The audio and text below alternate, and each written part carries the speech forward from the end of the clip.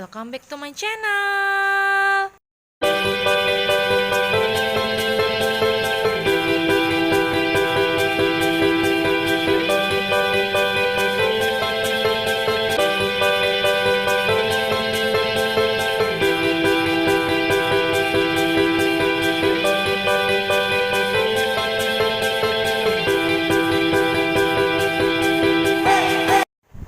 Hai guys, perkenalkan nama saya Kiki Nur Arifah, NIM 1705520120.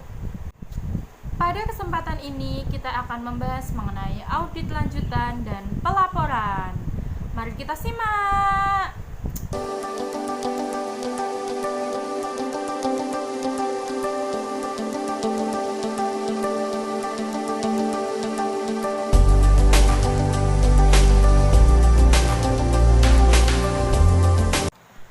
Selanjutnya yang pertama yaitu audit lanjutan.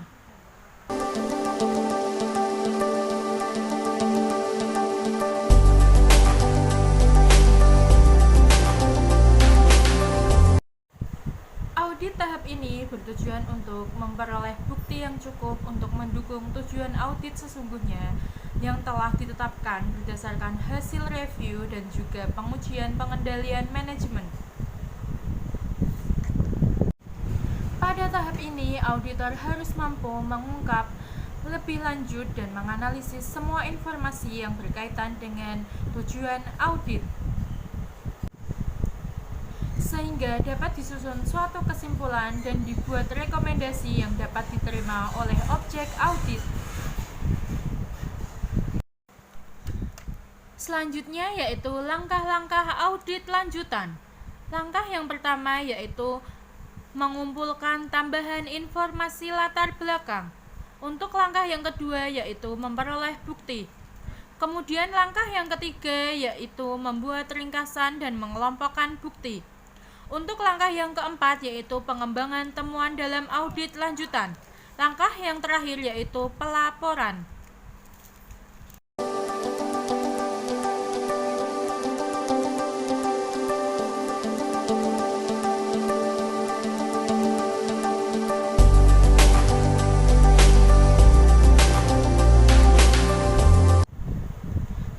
Langkah ini menekankan pada usaha untuk mendapatkan data yang lebih lengkap dalam menganalisis aktivitas yang diaudit sebagai dasar pembuatan kesimpulan audit.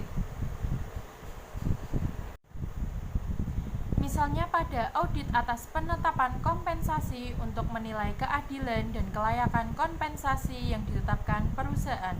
Selain menggunakan data dari dalam perusahaan yang berkaitan dengan variabel-variabel yang diperhitungkan dalam kompensasi tersebut, auditor juga dapat menggunakan data dari pasar kerja atau dewan pengupahan untuk mendapatkan informasi tentang kelayakan kompensasi untuk bidang pekerjaan dan atau tingkatan manajemen tertentu.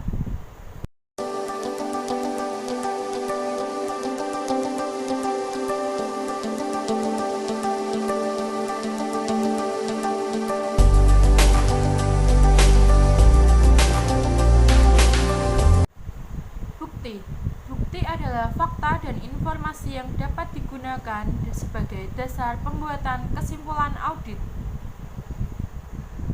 Bukti harus mempunyai hubungan dengan kriteria audit seperti misalnya objektif, relevan, dan juga bermakna material. Pada proses ini, auditor harus dapat menganalisis dan menentukan fakta dan informasi yang relevan, andal, dan juga berkaitan dengan tujuan audit. Metode yang digunakan untuk memperoleh data adalah sebagai berikut. Yang pertama yaitu observasi lapangan, yang kedua yaitu wawancara, dan yang terakhir yaitu penggunaan kuesioner. Bukti audit dapat digunakan sebagai dasar pembuatan kesimpulan audit. Jadi, semua bukti yang diperoleh dalam audit harus memenuhi kriteria sebagai berikut. Untuk kriteria yang pertama yaitu relevan. Relevan di sini yaitu relevan yang berhubungan dengan aktivitas yang sedang diaudit. Untuk kriteria selanjutnya yaitu material. Material yang cukup berarti dalam mempengaruhi kesimpulan yang dibuat. Untuk kriteria ketiga yaitu kompeten. Kompeten diperoleh dari sumber independen dan dapat dipercaya. Untuk kriteria yang terakhir yaitu cukup. Cukup yang dimaksud di sini yaitu cukup memadai sebagai dasar pembuatan kesimpulan.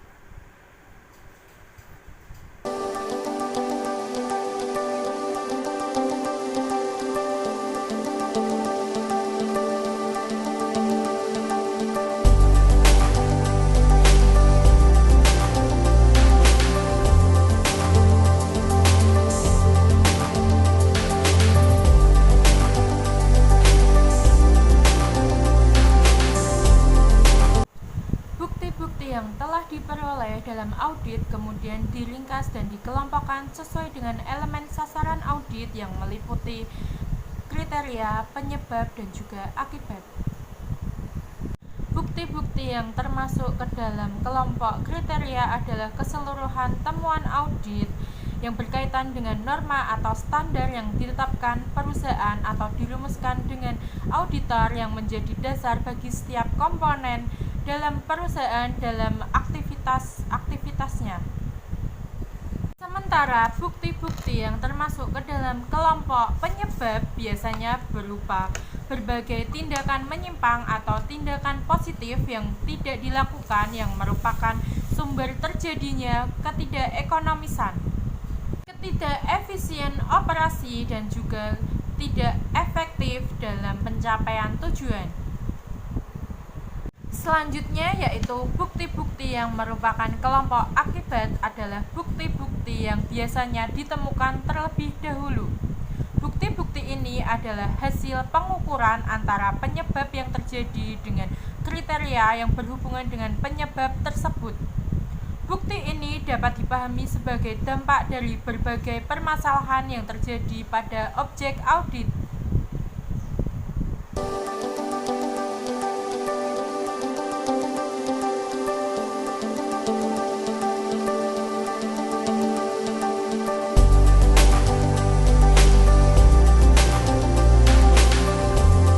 Pengembangan temuan merupakan pengumpulan dan sintesis informasi khusus yang bersangkutan dengan program atau aktivitas yang diaudit, dievaluasi, dan yang dianalisis karena diperkirakan akan menjadi perhatian dan berguna bagi pengguna laporan. Adanya pengembangan temuan ini akan diketahui secara lebih jelas tentang adanya penyimpangan yang terjadi, penyebab terjadinya penyimpangan dan akibat yang ditimbulkan dari penyimpangan tersebut, serta rekomendasi yang akan diberikan untuk memperbaiki penyimpangan tersebut. Beberapa hal yang harus diperhatikan oleh auditor dalam pengembangan temuan adalah sebagai berikut. Yang pertama yaitu pertimbangan harus ditekankan pada situasi dan kondisi pada saat program atau aktivitas tersebut berlangsung, bukan pada saat audit. Selanjutnya yaitu pertimbangan atas kompleksitas dan besarnya sumber daya yang terlibat dalam program atau aktivitas yang diaudit. Yang ketiga yaitu auditor harus secara jujur dan objektif berdasarkan pertimbangan profesionalnya melakukan analisis terhadap temuan-temuan yang diperoleh pada saat audit dan menghindari pengungkapan kelemahan-kelemahan yang terjadi secara tidak logis. Yang terakhir yaitu pengembangan temuan harus dilakukan secara luas dan teliti sehingga bisa menjadi dasar bagi pembuatan kesimpulan dan rekomendasi secara jelas dan tepat kepada pihak yang diaudit. Jika auditor menemukan adanya kelemahan-kelemahan atau kekurangan yang penting pada program atau aktivitas yang diaudit, maka auditor harus segera menyusun rencana atau pengembangan temuan aspek yang berhubungan dengan masalah tersebut. Beberapa langkah dalam pengembangan temuan meliputi sebagai berikut. Yang pertama yaitu mengenali batas-batas wewenang dan tanggung jawab pejabat yang terlibat dalam pelaksanaan program atau aktivitas yang diaudit. Yang kedua yaitu memahami dengan seksama sebab-sebab terjadinya kelemahan pada program atau aktivitas yang diaudit. Selanjutnya yaitu tentukan apakah kelemahan tersebut merupakan kelemahan yang berdiri sendiri atau tersebar luas pada berbagai program atau aktivitas yang lain. Yang keempat yaitu menentukan akibat atau arti penting dari kelemahan tersebut. Yang terakhir yaitu menentukan rekomendasi atau saran untuk perbaikan.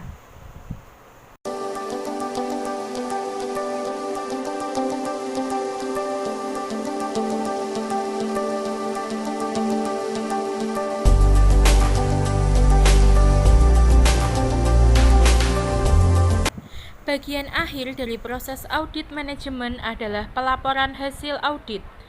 Ada dua cara penyajian laporan audit manajemen.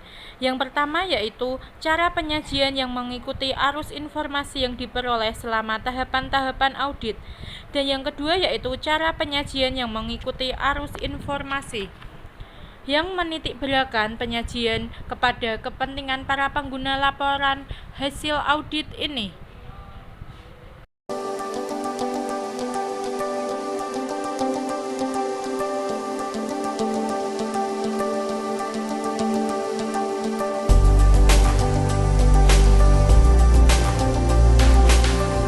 Selanjutnya yaitu tindak lanjut. Implementasi tindak lanjut atas rekomendasi yang diberikan auditor merupakan bentuk komitmen manajemen dalam meningkatkan proses dan kinerja perusahaan atas beberapa kelemahan atau kekurangan yang masih terjadi. Auditor tidak memiliki kewenangan memaksa dan menuntut manajemen untuk melaksanakan tindak lanjut sesuai dengan rekomendasi yang diberikan, tetapi lebih menempatkan diri sebagai supervisor atas rencana, pelaksanaan, dan pengendalian tindak lanjut yang dilakukan. Rekomendasi seharusnya merupakan hasil diskusi dan rumusan bersama antara manajemen dan auditor. Di samping itu, rekomendasi harus menyajikan analisis dan manfaat yang diperoleh perusahaan jika rekomendasi tersebut dilaksanakan, serta kerugian yang mungkin terjadi jika rekomendasi tidak dilaksanakan karena tidak adanya tindakan perbaikan yang dilakukan oleh perusahaan.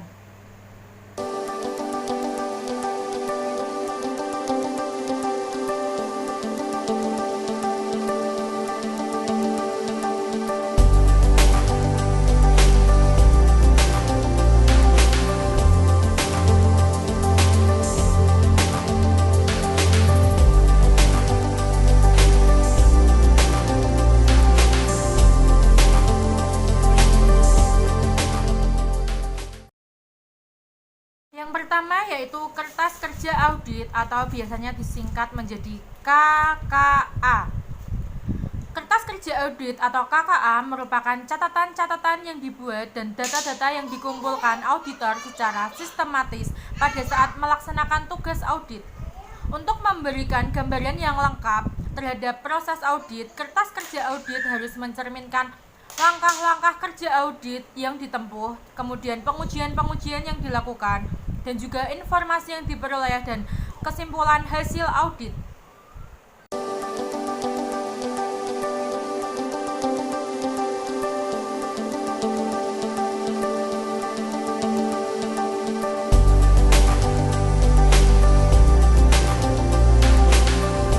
Selanjutnya yaitu manfaat kertas kerja audit.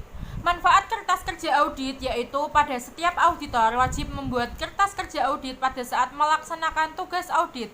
Manfaat utama dari kertas kerja audit antara lain yaitu manfaat kertas kerja audit yang pertama yaitu merupakan dasar penyusunan laporan hasil audit. Kemudian untuk manfaat yang kedua merupakan alat bagi atasan untuk mereview dan mengawasi pekerjaan para pelaksana audit. Untuk manfaat yang ketiga yaitu merupakan alat pembuktian dari laporan hasil audit. Untuk manfaat selanjutnya yaitu menyajikan data untuk keperluan referensi. Kemudian manfaat yang terakhir merupakan salah satu pedoman untuk tugas audit berikutnya.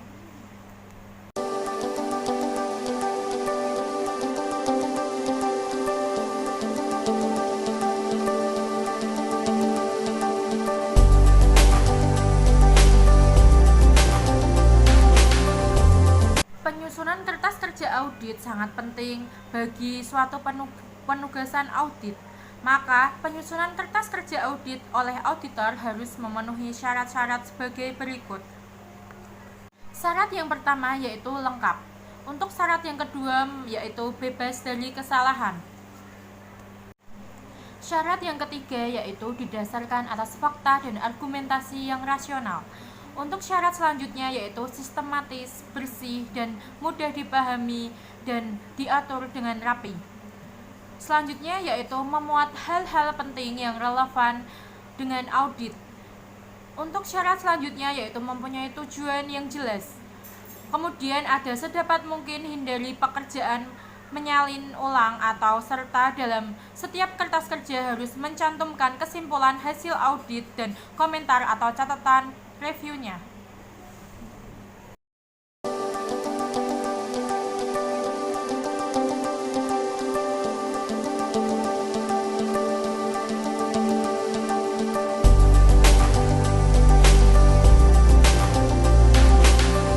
Audit pada audit manajemen menekankan terhadap bagaimana menyiapkan temuan-temuan audit untuk digunakan dalam penyusunan laporan audit.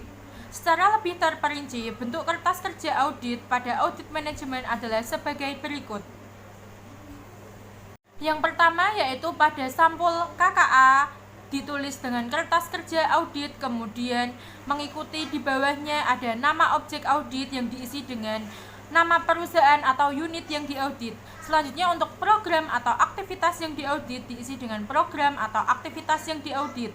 Untuk periode audit diisi dengan periode program atau aktivitas yang diaudit. Untuk yang kedua yaitu halaman pertama kertas kerja audit yang merupakan daftar isi dari kertas kerja audit tersebut. Selanjutnya yaitu halaman berikutnya secara berurutan adalah yang pertama daftar simbol atau trademark disertai penjelasannya, kemudian ada tembusan surat tugas, selanjutnya ada program kerja audit dan ada kelompok-kelompok kertas kerja audit.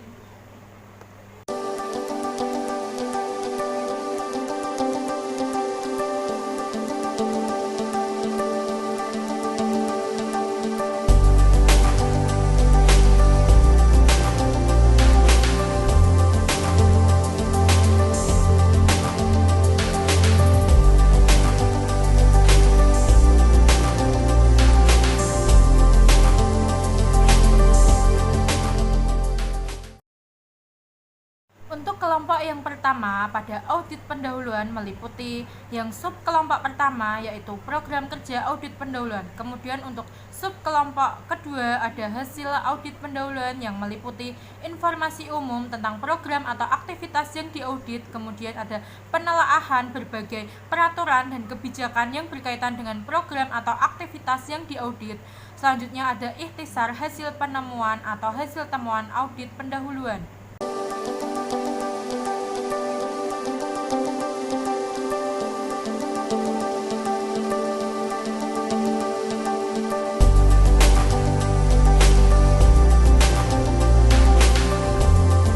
Untuk kelompok kedua yaitu review dan pengujian pengendalian manajemen meliputi sub kelompok pertama yang terdiri dari program kerja audit atas review dan pengujian pengendalian manajemen, termasuk internal control questionnaire atau ICQ yang digunakan oleh perusahaan.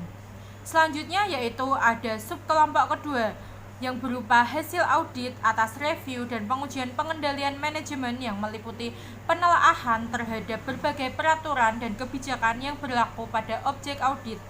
Selanjutnya ada ikhtisar hasil temuan audit atas review dan pengujian pengendalian manajemen.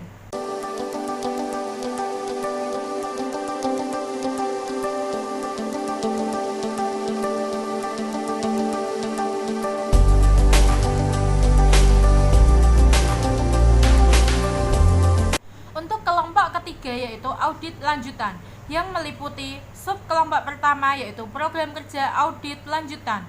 Untuk sub kelompok kedua yaitu hasil audit lanjutan yang terdiri dari pengembangan temuan dan juga daftar temuan dan rekomendasi.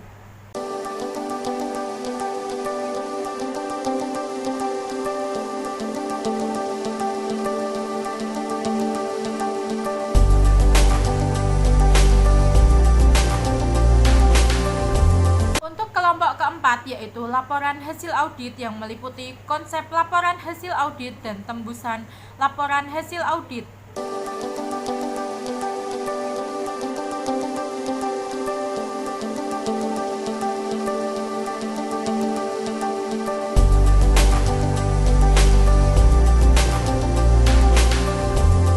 Pengorganisasian kertas kerja audit harus selalu dikaitkan dengan tujuan audit utama atau primary audit objective atau subtujuan audit yang ditetapkan oleh auditor. Pengelompokan kertas kerja audit harus didasarkan pada sasaran utama atau subtujuan audit yang telah ditetapkan. Untuk itu, untuk mempermudah pengelompokan dan untuk menunjukkan dengan jelas keterkaitan masing-masing kelompok, maka dalam penyusunan kertas kerja audit perlu ditentukan sistem pemberian indeks dan sistem klasifikasi kertas kerja audit. Kertas kerja audit pada audit manajemen mengelompokkan bukti-bukti yang diperoleh sesuai dengan elemen tujuan audit. Dengan demikian, setiap kertas kerja audit akan menyajikan temuan kelompok, kriteria, penyebab, dan juga akibat baik dalam bentuk elemen temuan yang bersifat terperinci maupun kesimpulan untuk masing-masing elemen tujuan audit tersebut.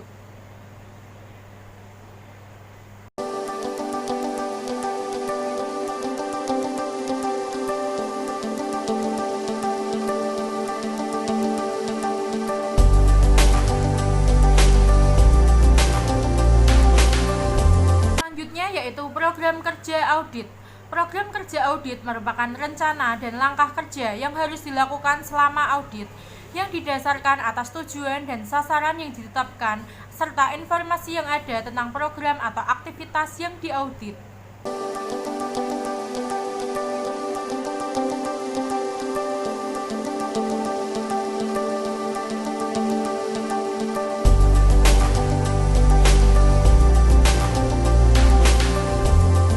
Beberapa manfaat dari penyusunan program kerja audit antara lain yaitu: yang pertama, merupakan suatu rencana yang sistematis tentang setiap tahap kegiatan yang bisa dikomunikasikan kepada semua tim audit.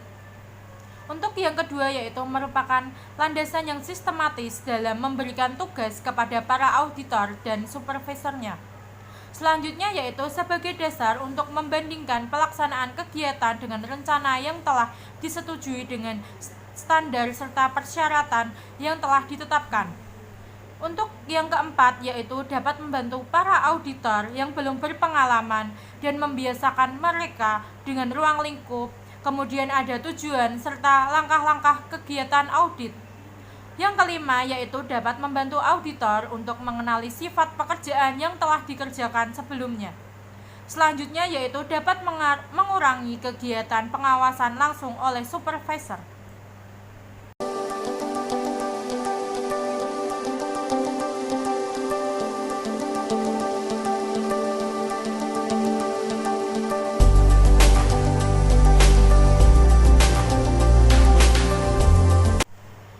Setiap program kerja audit biasanya mengandung 4 hal pokok berikut yang meliputi: yang pertama yaitu informasi pendahuluan, kemudian ada pernyataan tujuan audit, selanjutnya ada instruksi-instruksi khusus, dan yang terakhir yaitu langkah-langkah kerja.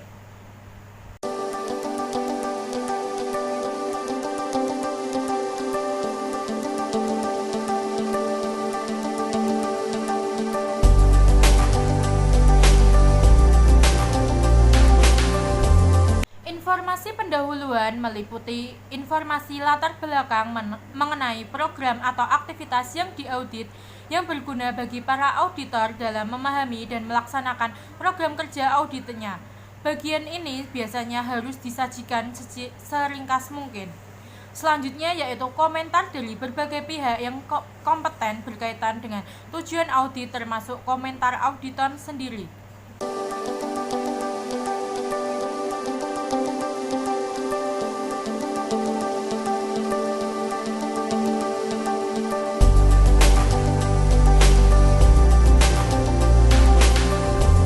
Selanjutnya yaitu pernyataan tujuan audit, menyajikan tentang tujuan yang ingin dicapai berkaitan dengan permasalahan yang dihadapi dan perbaikan yang diharapkan dapat tercapai. Selanjutnya yaitu cara pendekatan audit yang dipilih, kemudian ada pola pelaporan yang dikehendaki.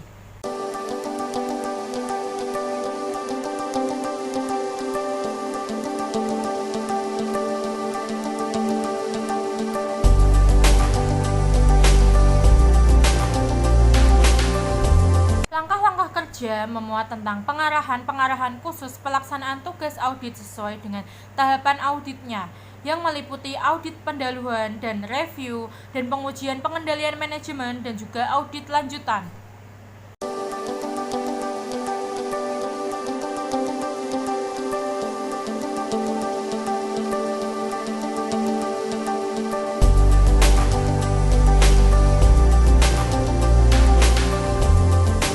Berikut ini disajikan beberapa ketentuan-ketentuan yang harus diperhatikan dalam menyusun program kerja audit. Ketentuan yang pertama yaitu tujuan audit harus dinyatakan secara jelas dan harus dapat dicapai atas dasar pekerjaan yang direncanakan dalam program kerja audit. Selanjutnya yaitu program kerja audit harus disusun dengan penugasan yang bersangkutan.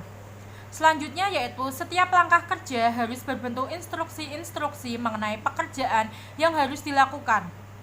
Selanjutnya, setiap langkah kerja harus merinci pekerjaan yang harus dilakukan disertai alasan-alasannya. Yang kelima, ada program kerja audit harus menggambarkan urutan prioritas langkah-langkah kerja yang harus dilaksanakannya. Selanjutnya, untuk program kerja audit harus fleksibel dan setiap perubahan yang dilakukan harus dengan persetujuan atasan auditor. Untuk program kerja audit hendaknya hanya berisi informasi yang perlu untuk melaksanakan audit dan evaluasi secara tepat. Untuk program kerja audit tidak boleh memuat perintah untuk memperoleh informasi yang telah ada dalam permanent file. Selanjutnya, program kerja audit harus menyertakan taksiran-taksiran waktu yang diperlukan sesuai dengan rencana kerja audit untuk melaksanakan kegiatan yang bersangkutan. Yang terakhir yaitu program kerja audit harus disiapkan oleh ketua tim audit dan harus dibahas bersama-sama dengan pengawas dan juga seluruh anggota tim audit.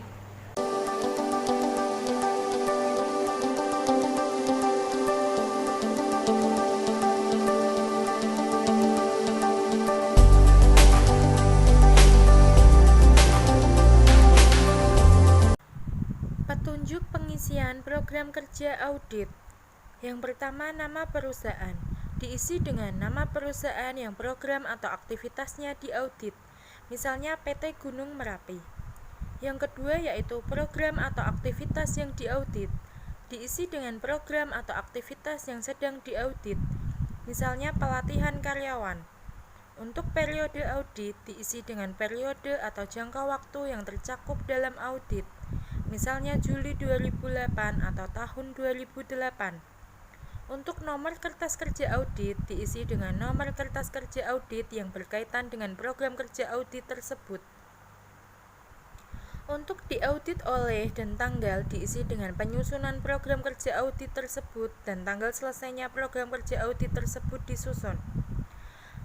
Untuk direview oleh dan tanggal diisi dengan nama supervisor audit yang menyetujui program kerja audit tersebut dan tanggal persetujuan dilakukan.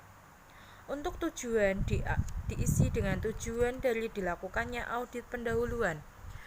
Misalnya di sini yaitu yang pertama untuk mendapatkan informasi umum atau program pelatihan karyawan.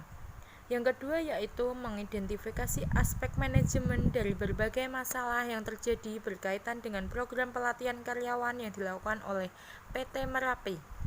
Yang ketiga yaitu sebagai dasar penyusunan program kerja audit tahap berikutnya, yaitu pengujian dan review atas sistem pengendalian manajemen. Selanjutnya untuk langkah kerja diisi dengan instruksi-instruksi kepada auditor untuk mengumpulkan informasi latar belakang program atau aktivitas yang diaudit agar pengetahuan auditor tentang program atau aktivitas yang diaudit menjadi semakin luas. Kemudian dilaksanakan oleh diisi dengan nama auditor yang ditugaskan melaksanakan audit pendahuluan sesuai instruksi-instruksi yang tertuang dalam program kertas kerja audit tersebut. Untuk waktu yang diperlukan diisi dengan perkiraan waktu yang diperlukan dalam melaksanakan tahap audit pendahuluan tersebut.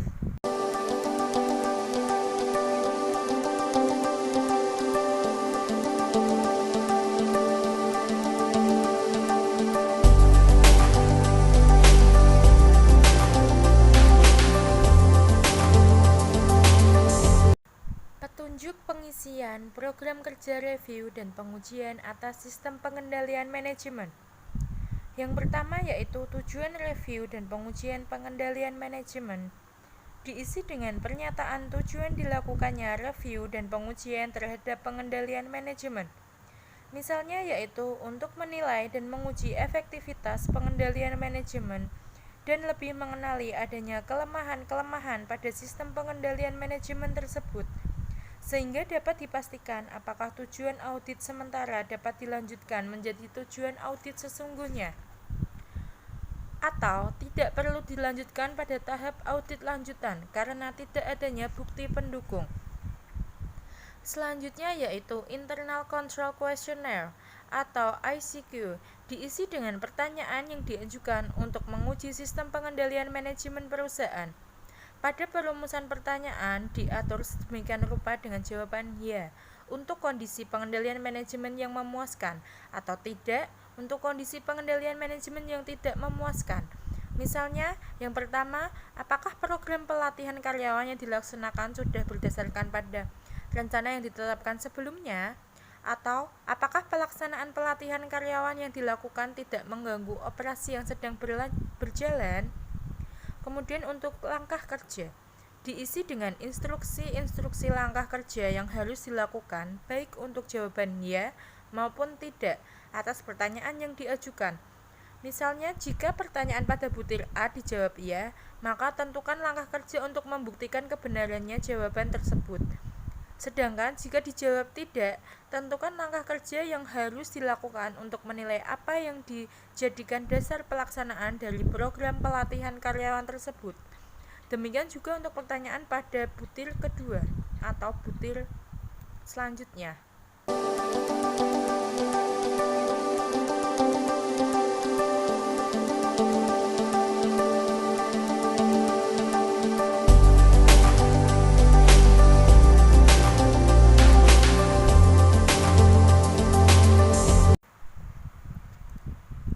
Petunjuk pengisian program kerja audit lanjutan. Untuk yang pertama yaitu tujuan audit lanjutan. Diisi dengan pernyataan tujuan mengapa audit lanjutan dilakukan.